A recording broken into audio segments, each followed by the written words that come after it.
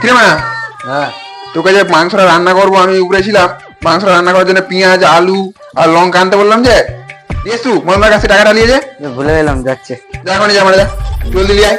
মাংস রান্না করবো বলে বসে আই তখন থেকে এতদের মানে কোনো উৎক্ষেপই নাই। মানে কি হচ্ছিলে? কি করতে এসেছিস তুই? কি করছিলে? কি করছিলে? তোকে বলছি বকাচুরি করতে হবে না, কি করতে এসেছিস সেটা বল। যাবো, টাকা দাও। কি করতে? এই যে মাংস রাঁধবে না, পেঁয়াজ আলু লঙ্কা আনতে বললো। তাহলে যা।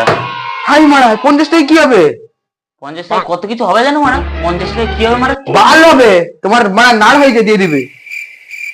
নাড় বাড় কেউ লাই, আমি যে দোকানে অ্যাড্রেসটা দিচ্ছি সেখানকে যা, সব দিয়ে দেবে, আবার উল্টে 1 কিলো ফুলকপি হবে নিয়ে দিবি পাড়া। না যদি দেয় তোমার সাথে গাঁটটা ভেঙে দেবো না, দেখছি। হ্যাঁ, যা। দাঁড়াও। A few moments later. Allow তোমার 50 টাকার বাজার, না বুঝলাম। এ বাড়া, তো তোর বিচি টলের তো ছোট ছোট দুটি পেঁয়াজ রে মারা। যে তোমার নাড় হয় দিয়ে দিয়েছে বিজির টল। কেন কোন দোকানে গেলি দে? তুমি যে নাড়ের দোকানটা বলেছিলে সেই নাড়ের দোকানকে গেলাম। ও কেন বলবে নি মারা, সেখানে টুসটুসা বউ দিয়েছে, নিশ্চয়ই তোমার নাড় হয়। কেলাইছিনি মানে দুটি পেঁয়াজে 50 টাকা, পয়সা ফেরত দে, না খেয়ে লিয়ে দিলে গুটকা। এবার কি বললে তুমি মা? কিরকম বললে? নিজে বাজার চলে যাওয়া মারা। হেঁটবে তোকে যেতে হবে না, যা। কেলাতে বাজার করা শিখাচ্ছে ও। তোমার তো নাড় আছে, তুমি কেন যাবে নি?